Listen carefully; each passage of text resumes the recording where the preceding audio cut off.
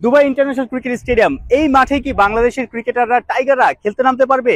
Super ফোরে না উঠতে পারলে এই মাঠে আসা হবে না। সুপার ফোরে উঠতে হলে শেষ ম্যাচ অর্থাৎ মঙ্গলবার আবুধাবিতে আফগানদের নাচিয়েই ছাড়তে হবে। শুধু নাচিয়ে ছাড়লে হবে না, বড় ব্যবধানে বাংলাদেশকে জিততে হবে, রান রেটটা ভালো রাখতে হবে, তারপর চেয়ে থাকতে হবে 18 তারিখ শ্রীলঙ্কা আফগানিস্তান ম্যাচের দিকে। কিন্তু বাংলাদেশের পক্ষে কি সেটা সম্ভব?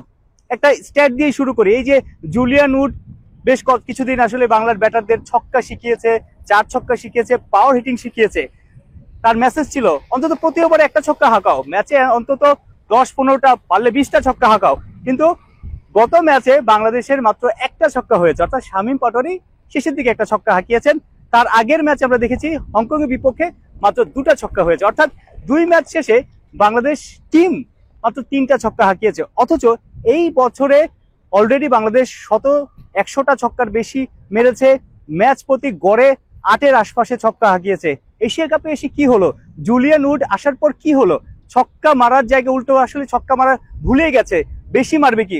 বাংলাদেশ ব্যাটাররা এখন ছক্কা হাঁকাতেই পারছে না। অন্যদিকে তৃতীয় প্রতিপক্ষ এশিয়া কাপে বাংলাদেশের, সেটা হলো আফগানিস্তান। তারা মাত্র একটা ম্যাচ খেলেছে হংকং এর বিপক্ষে, সেই ম্যাচে আফগান ব্যাটাররা 10টা ছক্কা হাঁকিয়েছে।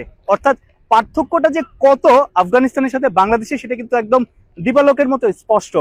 আফগানিস্তানের বড় শক্তি, তাদের একাধিক অলরাউন্ডার আছে, অর্থাৎ গুলবাদিন নাইব আছেন, করিম জানাত আছেন, ওমর জাই আছেন, মোহাম্মদ নবী আছেন, রাশিদ খান আছেন, যারা ব্যাটে বলে দুর্দান্ত পারফর্ম করে আফগানিস্তানকে আপার হ্যান্ডে রাখতে পারে। অন্যদিকে বাংলাদেশের বড় দুর্বলতা, ভালো মানের অলরাউন্ডার নেই। সাকিব তো নেই দলে, শেখ মেহেদী বাংলাদেশের একজন পাকা অলরাউন্ডার, তার পারফরমেন্সও আহামরি না। এখন প্রশ্ন আসতে পারে শেষ ম্যাচে, অর্থাৎ গ্রুপের শেষ ম্যাচে বাংলাদেশের বেস্ট 11টা কেমন হতে পারে? 3-4টা পরিবর্তন তো হওয়াই উচিত। যেমনটা শোনা যাচ্ছে যে বাংলাদেশ 3-4টা পরিবর্তন করতে পারে। সর্বপ্রথমে আসলে টপ অর্ডারে পরিবর্তন আমরা এক্সপেক্ট করছি না, কারণ তানজিদ তামিম, ইমন থ্রু আউট দ্য ইয়ার ভালো ক্রিকেট খেলছে বা টুকটাক তারা রান করছে। লিটন কুমার দাস তো নাম্বার 3-তে নামেনি। তবে তাওহিদ হৃদয় যে আউট অফ ফর্ম, যার ব্যাটিং অ্যাপ্রোচ নিয়ে, ইন্টেন্ট নিয়ে অনেক আলোচনা হচ্ছে, সেই তাওহিদ হৃদয়ের জায়গায় হয়তো সাইফ হাসান, হয়তো নূর হাসান সোহান, যে কাউকেই আমরা শেষ ম্যাচে আফগানিস্তানের বিপক্ষে দেখতে পারি। কেন জানি মনে হচ্ছে সোহানের হয়তো ভাগ্য খুলে যেতে পারে, কারণ সোহান নেদারল্যান্ডসের বিপক্ষে শেষ ম্যাচে 2টো ছক্কা হাঁকিয়েছেন, প্রায় 200 স্ট্রাইক রেটে ব্যাটিং করেছেন, কিপিংটাও করতে পারেন। লিটন যদি মনে করেন যে তিনি কিপিংটা ছেড়ে সোহানের কাছে দিয়ে তিনি ব্যাটিংটা আরো ফোকাস করবেন, ক্যাপ্টেন্সি করবেন, চাপটা একটু কমাবেন, সেটা হলেও হতে পারে। রিশাদ একদম বাজে বোলিং করেছে বলা যায়। 2 ম্যাচে তার বোলিং ছিল একদম অর্ডিনারি। সেই জায়গাটাতে রিশাদের জায়গায় নাসুম বেস্ট 11-এ খেলবে, সেটাই আসলে সবাই প্রত্যাশা করছে। নাসুম কিন্তু নেদারল্যান্ডসের বিপক্ষে ম্যাচ সেরার পুরস্কার আছে তার, পাকিস্তানের বিপক্ষে একটা ম্যাচে তার ম্যাচ সেরার পুরস্কার ছিল। অর্থাৎ নাসুম কিন্তু সবশেষ কয়েকটা সিরিজে ভালো করছে, কিন্তু এখানে ব্যাক টু ব্যাক 2 ম্যাচে রিশাদকে খেলিয়ে টিম ম্যানেজমেন্ট হয়তো ভুলই করেছে। আরেকটা জায়গায় পরিবর্তন হতে পারে, সেটা হলো পেস অ্যাটাকে।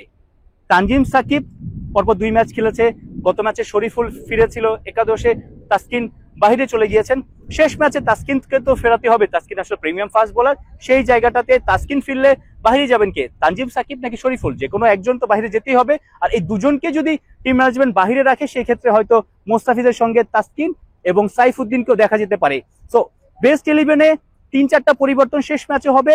বাংলাদেশকে একদম হিংস্র হয়ে নামতে হবে। আফগানদের রুখে না দিতে পারলে, বড় ধাক্কা না দিতে পারলে, রান রেটটা ভালো না রাখতে পারলে বাংলাদেশের সুপার ফোরে ওঠাটা স্বপ্নই থেকে যাবে। সাইফুল রূপক, 71, দুবাই, সংযুক্ত আরব আমিরাত।